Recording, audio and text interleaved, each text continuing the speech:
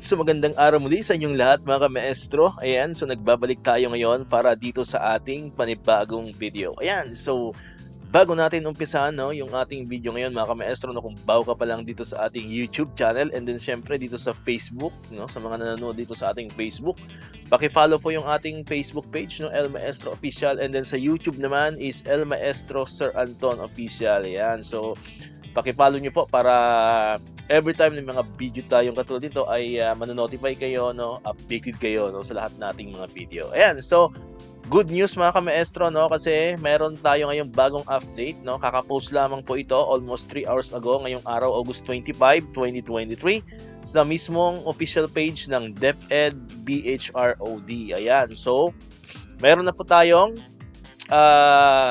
ESAT, or yung Electronic Self-Assessment Tool, for school year 2023-2024. Kasi kung maalala po ninyo, yung previous year, parang medyo na-delay yata yung paglabas nila ng official template. So at least ngayon ay napaaga na po. So nagpapasalamat po tayo sa DepEd BHROD, sa maaga pong pagbibigay ng official template para sa ESAT, 2023-2024. Kasi alam naman natin itong ESAT ay kailangan natin to, para sa ating IPCRF 2023-2024. Ayan, ito yung pinakakailangan natin, at kailangan din natin syempre ito sa ating RPMS portfolio, for the next or for the coming school year. Ayan, so mayroon po tayo ditong dinownload ko na po yung official template, na galing mismo sa BHROD, para at least naman ay makatulong, na ma-spread po itong ating official template, para hindi na po kayo mahirapan, Pero ito pong template na to ay hindi ko po ito pag-aari,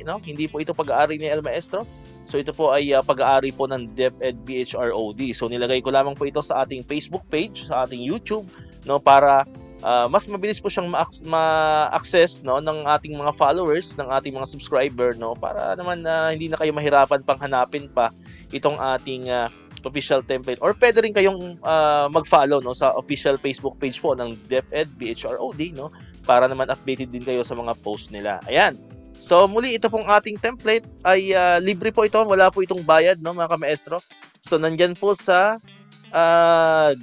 link ng ating video yung Google Drive link. So click niyo lamang po yung Google Drive link para open nyo po or para ma-download nyo po ng libre itong ating ESAT 2023-2024. Ayan.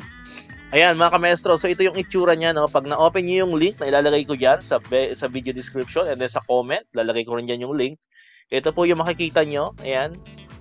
Ito po yung pinaka tool, Ito ating ESAT, for school year 2023-2024. So i-right click nyo lamang yan mga ka-maestro and then click nyo lamang yung download. Ayan. So matik na po yan, So pag click nyo yan, right click nyo lang, then click nyo yung download. So magkakaroon na kayo ng copy niyan sa inyong mga laptop, Okay? So ulitin natin, ang kailangan nyo dito is, para hindi kayo mahirapan, is yung latest version ng Microsoft. Especially kung mayroon kayong Office 365, doon kayo magbukas para katulad ng IPCRF, medyo maselan. So at least hindi na kayo mahihirapan. Ayan. So tingnan natin. Pag in-open nyo yung pinaka-ESAT sa link, ayan yung lalabas, Try natin. Ayan. So yan ang lalabas mga ka-maestro, Kung dito nyo siya i-download, di ba? In-open nyo yung link sa Google Drive. Punta kayo sa file, and then download. May makita kayong arrow dyan. Ulitin natin, file, then download, and then may makita kayong arrow. Ayan. Download nyo yung Microsoft Excel. Okay? So, yun po ka-maestro yung pag-download natin para hindi kayo mahirapan. Okay?